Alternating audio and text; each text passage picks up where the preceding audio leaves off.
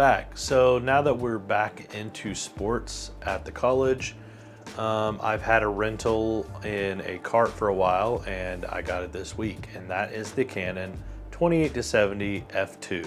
Now I've had a lot of viewers ask for me to do a video over this, and getting the rental was hard enough because it's always out. So I got lucky because I booked it. I think I set up this rental probably 2 months ago or something like that. And so I got it just in time for 4 basketball games. So typically I could shoot under the basket. So I figured the 28-70 would be ideal for this scenario.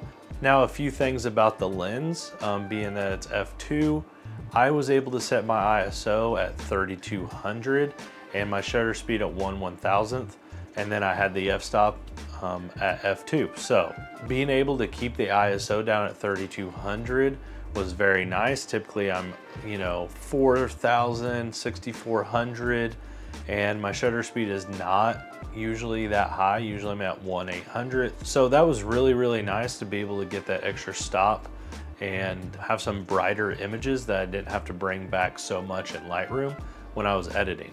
So this is the lens. It is very big. It's very heavy, and the front element is a 95mm.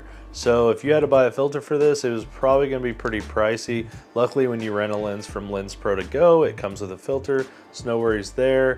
And it did come with the lens hood, but I didn't use it because I was in the gym and I figured it was gonna be in my hands at all times, so I didn't have any worries about it getting hit in the front or any glare. So for this video, typically I would run a 2-camera setup.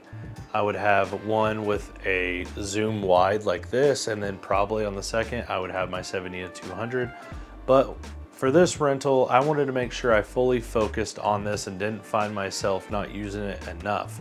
So I just set up one camera, my Canon R6 with a battery grip, and threw this lens on it and shot all 4 games with this lens. Was it limiting?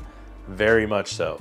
There was so many times where I was like, man, if I had the 70-200, I'd be able to get in a nice tight shot here. But 4 games out of the season, I know I'm still gonna get usable images with this under the basket with layups, dunks, fighting for rebounds. So it's gonna come in very handy for that. And I'm just not gonna get the super tight shots that I would normally get at the 3-point line or any fighting over the ball, whatever it may be. So I was able to make it work with this, and I think that was probably the move. That I'm renting it, I'm trying to do a video over it, but I'm still getting my job done. So this lens was very nice. So with that said, I think the price range on this last time I looked was like $2,800 before taxes.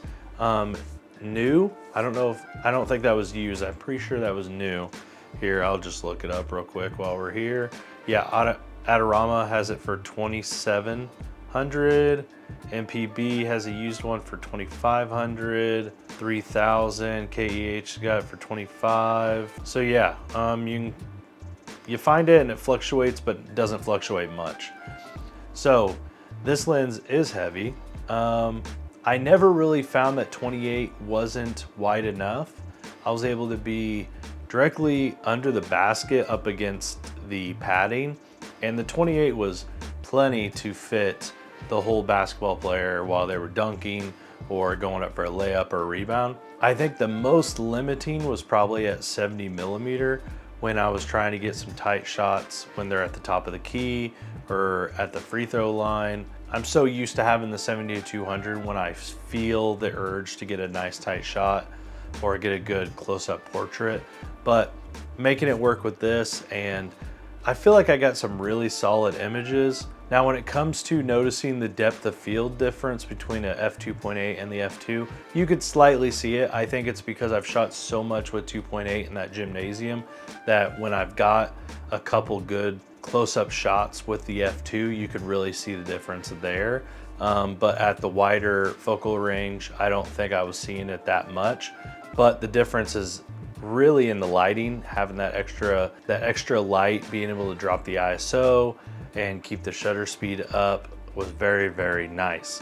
Now, I know some people are gonna wonder how the autofocus worked, and it worked perfect. I never felt like it was struggling in any way or form.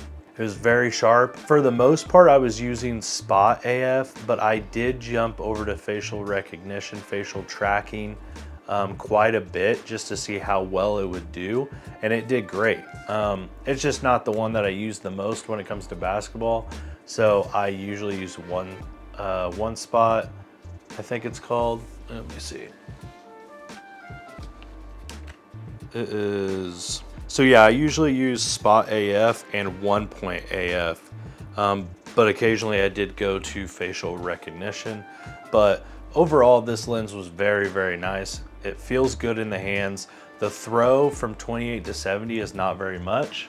As you can see here, you might be able to see that. And as you can see, it does extend. The barrel does extend here, but when you're holding it on the camera, it's not much of a throw to go 28 to 70. You can kind of get your hands in a spot and kind of work it pretty easy. So overall, this was a really fun lens to use. Would I trade in my 24 to 70 for this?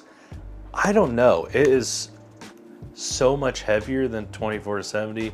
Number wise, I'm not sure. I'll put that right here on the screen while I'm talking about it, but it is a much bigger diameter lens when it comes to filter size. And I like to use my 24 to 70 for a little bit of everything. I use it for my full-time job. On occasions, I use it when I go walking around downtown taking photos, and this would be super heavy on the camera, walking around naturally. But for sports, it would be amazing. I would probably find a lot of areas where the f2 would come in really handy, and having that extra stop of light. Now with that said, if you have any questions, just put them down in the comments below. I would appreciate if you would like and subscribe, and I will see you all in the next one.